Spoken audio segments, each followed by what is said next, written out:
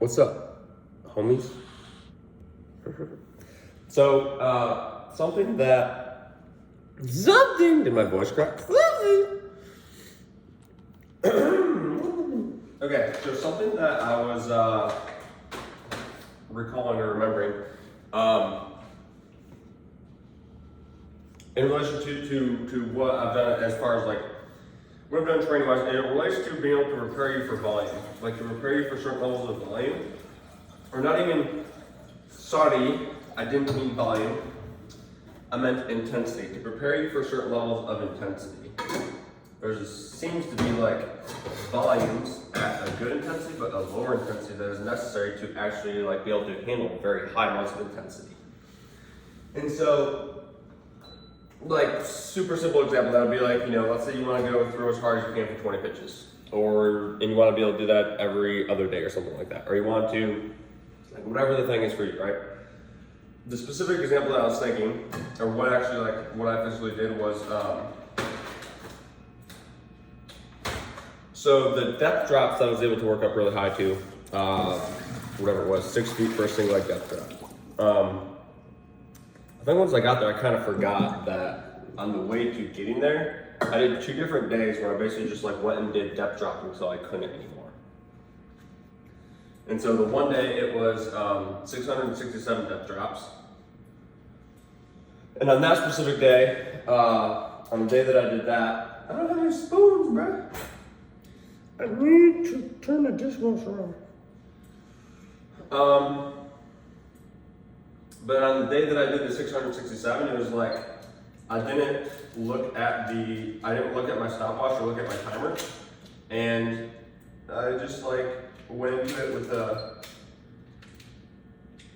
with the intent of I'm going to do these until I can't or simply don't want to anymore. And so I kept tracking, so I like clicked, but I didn't never actually look at it, right? I think it took me like 2.5 hours, got to 667. Double leg, like squat leg, both leg depth drop. Took me, I want to say about 2.5 hours, and yeah. So that was like one day that I did. But the box height, like I said, the box height was 3 feet. So it wasn't like it was this.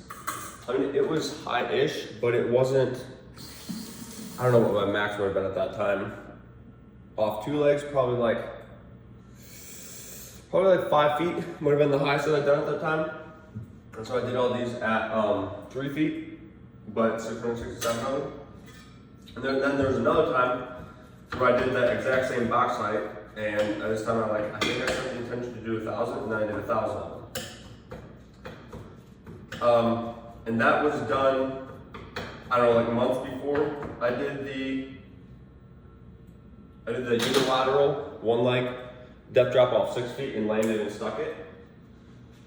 And so my point is, like, when we think about like that very high depth drop is a very, I look for my salt every day and I can never find it.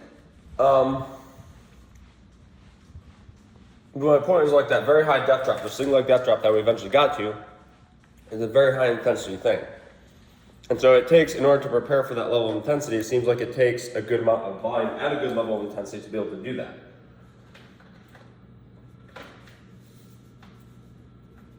Which I guess like makes sense, but what I was thinking about that I personally did was, once I hit that very high depth drop, it's like I did a lot of work trying to push that more and more, and it was very difficult to get any higher. Like just straight up, I was like, it was like my body didn't feel good enough. What do I want today for this? I want this, and then this. It was like my body didn't feel good enough.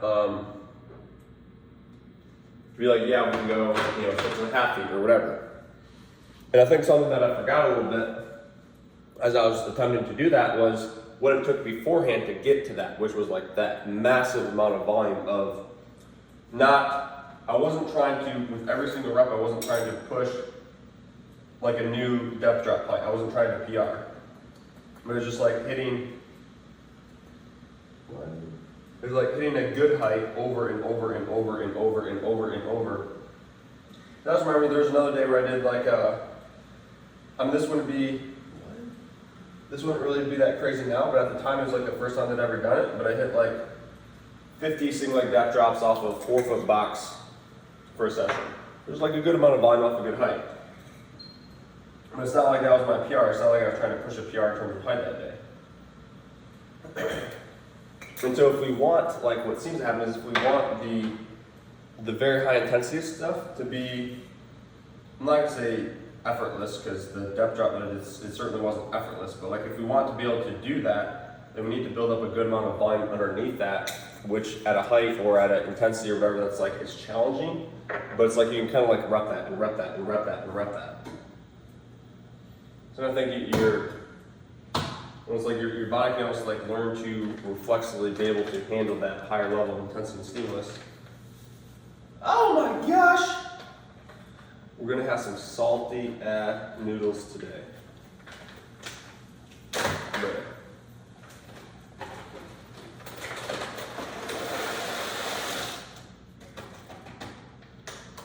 But it's probably like a similar concept to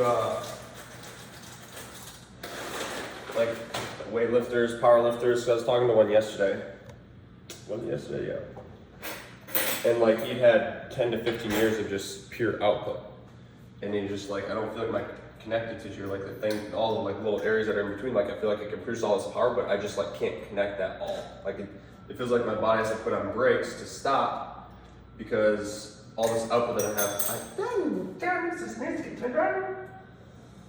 it's like all the output that I have available can't be directed through these smaller tissues because they're not prepared, they're not ready. And so that's where I think that more of like the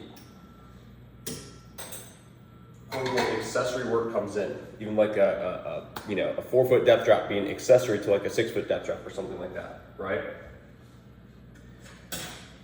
So I don't know, like practical takeaways, y'all can probably come up with your own on that, but it's like,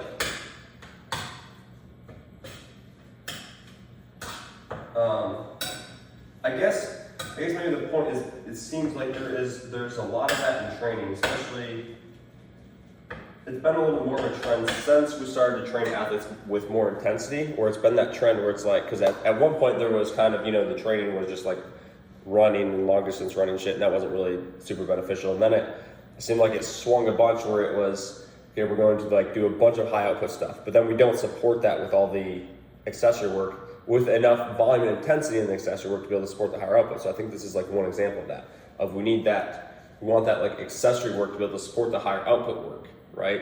So it's like the whole chain and the whole thing gets connected to allow those higher stimuluses or those higher outputs, but it's not necessarily like every single thing is the higher output. Because there's a difference, let's say if we take like a slow lower, that is a very high output, right? Like we can get that to the point where it's like you are absolutely going through and burning through every single piece of like effort or intention or whatever that you can put into that, but you're not really going to get injured in that. Like it's very difficult to get injured in that. A depth drop, if you go to like 10 feet and you can't do that, like there's going to be a much greater degree or possibility that you get injured in that. And so the point is like we want everything to be intense or high level stimulus, but it's like those things which we can push and not have that kind of risk of overreaching in like a joint move or something like that. So those need to be as high as the higher intensity stimulus where there is a real risk or threat or whatever of injury, danger, etc. If we just do that, then it seems like the body just gets beat up and beat up and beat up and doesn't actually rebound and come back. So do your accessory work, dogs. Do enough of that to support the higher output, and you'll keep your body feeling like butter. Hold on. Hold up. Sponsored by butter.